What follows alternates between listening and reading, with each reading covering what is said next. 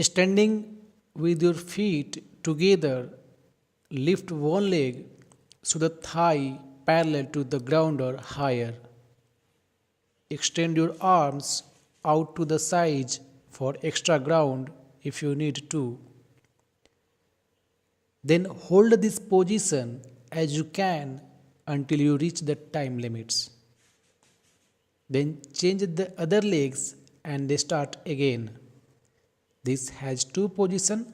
One is bend your legs with 90-degree angle and other bend your legs with 45-degree angle.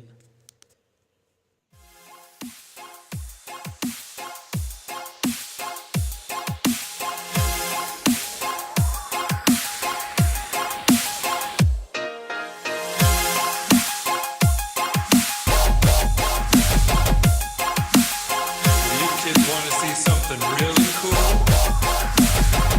Check this out.